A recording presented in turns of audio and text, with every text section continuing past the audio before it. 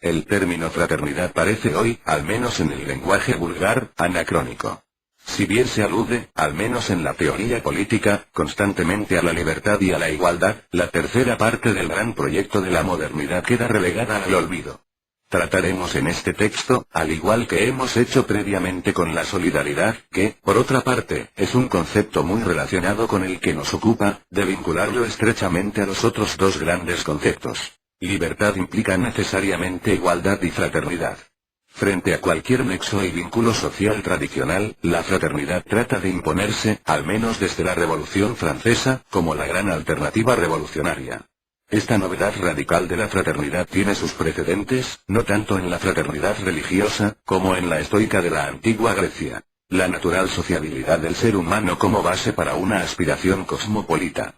La Revolución Francesa, o al menos una corriente dentro de ella, posee esas aspiraciones claramente universales, no una simple emancipación de una polis o nación, sino el comienzo de la liberación del conjunto de la humanidad. Sin embargo, la posterior evolución política reducirá notablemente el concepto fraternal en beneficio del Estado/nación, aunque tantas veces sea presentado como un ideal republicano democrático. Se abandona la idea de la fraternidad universal como aspiración estrechamente vinculada a la de la virtud ciudadana como nexo social, algo que debería considerarse como un poderoso motor ético. Ese sentimiento fraternal y cívico se considera endógeno al individuo, con posibilidades de ser potenciado gracias a la educación pública. Sin embargo, tal y como ocurrió históricamente a partir de la Gran Revolución, cuando se considera que ese mismo sentimiento es exógeno, proviene de una instancia externa y trascendente al ser humano, se abre la puerta al autoritarismo.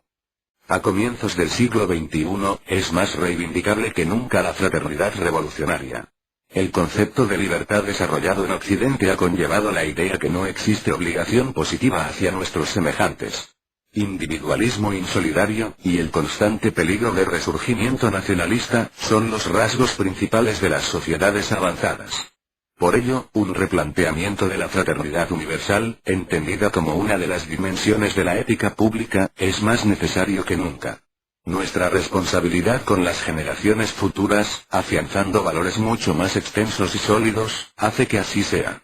Precisamente, si se renuncia a la fuerza y a la coacción políticas, es decir, a cualquier instrumento exógeno al ser humano y a la sociedad, una de las soluciones es la propia universalidad de los derechos humanos y sociales. Esa tensión cosmopolita tiene una fuerza ética por sí misma, nos permite pensar en el otro como una forma de complementarnos a nosotros mismos, no le vemos ya como un objeto. Es el gran desafío de una innovadora ética que resuelve la aparente antinomia entre un respeto a la diferencia y un establecimiento de normas válidas universalmente.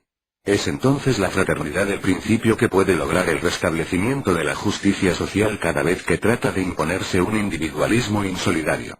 Hablamos así, no solo de un enriquecimiento de la vida social, también de conferirle un sentido que puede doblegar la tendencia del ser humano a abandonarse a fuerzas externas y disquisiciones metafísicas. Hay que recordar el primer artículo de la Declaración Universal de los Derechos Humanos. Todos los seres humanos nacen libres e iguales en dignidad y derechos y, dotados como están de razón y conciencia, deben comportarse fraternalmente los unos con los otros.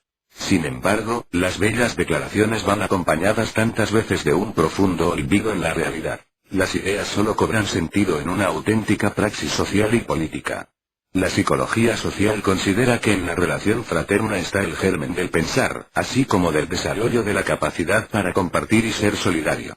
Erich Fromm, un hombre con una visión admirablemente amplia sobre el ser humano, consideró que la fraternidad universal se encuentra íntimamente asociada con las necesidades radicales del hombre de amor, justicia y libertad. Conocer esas necesidades solo pasa por comprender la realidad material, social y psicológica de las personas. La fraternidad universal es, sobre todo, una idea ética y el mundo actual requiere muchas respuestas en ese sentido, las cuales se ven obstaculizadas por todo lo que artificialmente hemos construido y se acepta como dogma. Naciones, estados, religiones, curiosamente, solo el insaciable capital ha podido traspasar las fronteras políticas, aunque haya establecido otros obstáculos, igualmente alienantes, que impiden materializar los ideales de libertad, igualdad y fraternidad. La fraternidad universal recupera una vieja tradición antidogmática: la eliminación de las fronteras no es únicamente física y política, también intelectual y moral. Si indagamos, encontramos una encomiable tradición contemporánea de defensa de la fraternidad expresada de una manera u otra. Es un ejemplo Albert Camus y su invitación a la acción para establecer derechos propios y ajenos, una manera de entender lo fraternal. Tal y como empecé este texto, deseo recordar el vínculo que existe entre los tres conceptos. Si actúas fraternalmente es porque te preocupa también la libertad y la igualdad, dos conceptos que siempre deben tener en cuenta al otro, a nuestros semejantes.